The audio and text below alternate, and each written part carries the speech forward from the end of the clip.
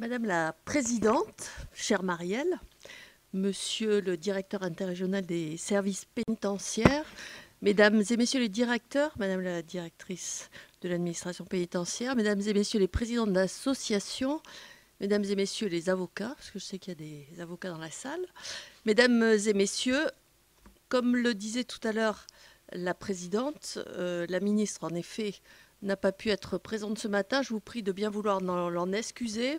Elle a eu un rendez-vous rapide et urgent chez le Premier ministre. Donc elle m'a demandé de vous remercier chaleureusement pour votre invitation et pour l'action menée par la Fédération Citoyens et Justice, dont elle mesure l'importance de premier plan dans la sphère socio-judiciaire. Je suis personnellement très heureuse d'être parmi vous ce matin et de pouvoir ouvrir en son nom cette journée thématique, et ce, à un double titre. D'une part parce que l'action de Citoyens et Justice, née en 1982, s'est progressivement forgée avec plus de 150 associations adhérentes, une place essentielle au cœur de la justice pénale et incarne des valeurs fondamentales qui me sont particulièrement chères. Celle d'une justice humaniste, individualisée et respectueuse des droits et de l'égalité de traitement des personnes, celle d'une justice qui pense que le changement dans les parcours de délinquance est possible dans le cadre du mandat judiciaire, par des pratiques professionnelles adaptées, empreintes de tolérance et orientées vers la responsabilisation des individus. Celle d'une justice qui trouve du sens dans la construction de partenariats et de modes de coopération innovants, celle enfin d'un engagement de l'ensemble de vos adhérents au service de l'intérêt général. Votre fédération joue un rôle de tête de réseau des associations socio-judiciaires, en assure la cohérence et veille à la bonne mise en œuvre des mesures socio-judiciaires.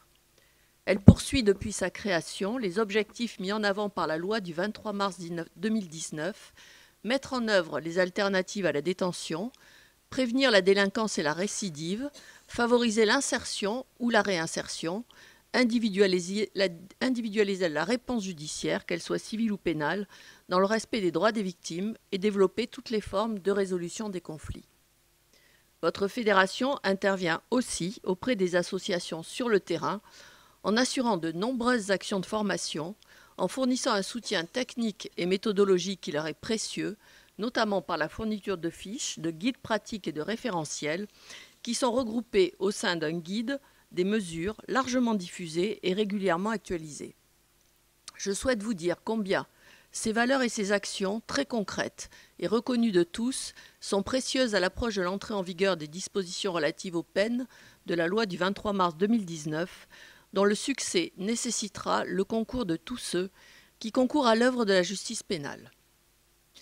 Dans cette très proche perspective de la mise en œuvre de la nouvelle politique des peines, la thématique de cette journée est d'une actualité toute particulière. Il s'agit de l'aide à la décision des magistrats. La loi de programmation et de réforme pour la justice du 23 mars 2019 refonde l'économie du dispositif de sanction et de l'échelle des peines.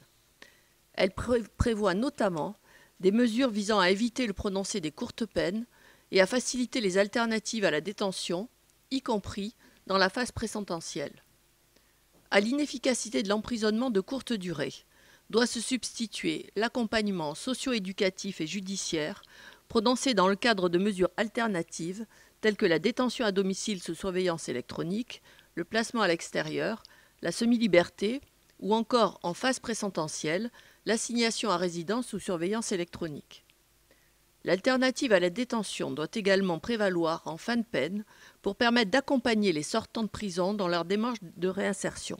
C'est notamment l'objectif de l'automaticité de la libération sous contrainte aux 2/3 de la peine pour les peines inférieures à 5 ans d'emprisonnement. Dans ce cadre, Citoyens et Justice aura un rôle de premier plan à jouer avec les différents acteurs judiciaires, car ces nouvelles dispositions impliquent un changement culturel des professionnels et la création de nouveaux outils. Plus précisément, et pour vous répondre à vos interrogations, Madame la Présidente, il conviendra de définir, dans chaque juridiction, les possibilités d'une intervention renforcée des associations habilitées et des services pénitentiaires d'insertion et de probation, afin de développer le travail d'évaluation et de proposition des acteurs socio-judiciaires au cours de la phase présententielle, et ce, pour aider les magistrats dans leur prise de décision, grâce à des investigations abouties sur la personnalité. Je sais que Citoyens et Justice a activement travaillé avec la direction de l'administration pénitentiaire, notamment pour améliorer la qualité des trames des enquêtes sociales rapides qui doivent devenir de véritables outils d'aide à la décision du magistrat. Ce travail devra être poursuivi sur chaque ressort. 11 sites expérimentaux sont actuellement accompagnés par les directions du ministère et le secrétariat général, soutenus par l'inspection générale de la justice. Avec eux, nous identifions les modalités de fonctionnement ad hoc et des outils plus performants afin de susciter une politique des peines au sein de chaque juridiction en lien avec les services pénitentiaires du ressort.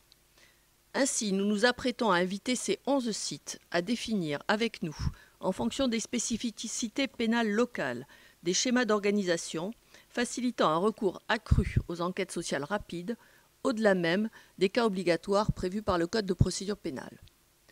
Vous posez, Madame la Présidente, la question des moyens supplémentaires, ça ne m'étonne pas de vous, mis en œuvre pour la réalisation des enquêtes sociales rapides, et notamment la revalorisation des enquêtes sociales rapides, et notamment, la revalorisation du montant des frais de justice prévus actuellement par le Code de procédure pénale.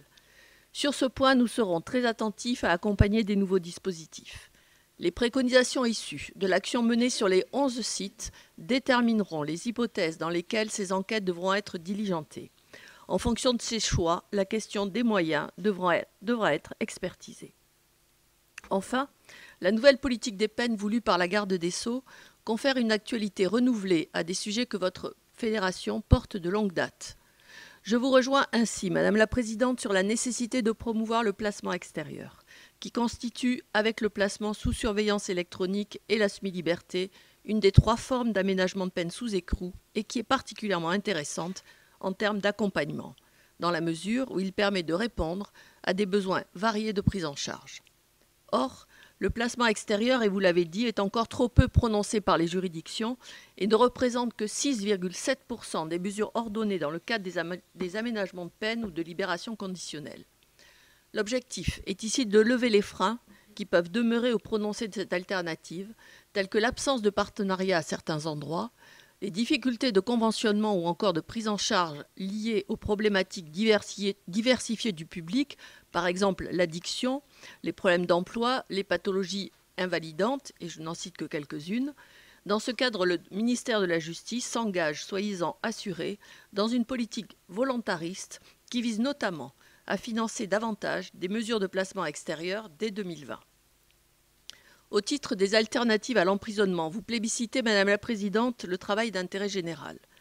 Consciente de l'intérêt pédagogique de cette peine et de son rôle en termes de prévention de la récidive, la garde des Sceaux a créé, il y a 1 an, l'Agence du travail d'intérêt général et de l'insertion professionnelle pour étendre le champ et l'attractivité de cette peine.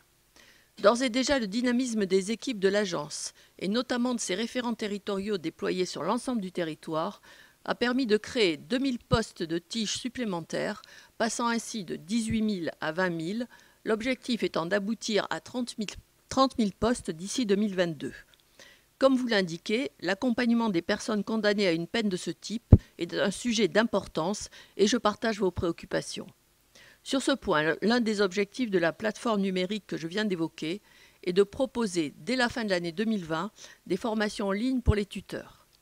Vous évoquez par ailleurs le coût de cet accompagnement. Je sais que la ministre reste très attachée au principe même de cette peine citoyenne, dont la gratuité est un élément fondamental qui doit perdurer.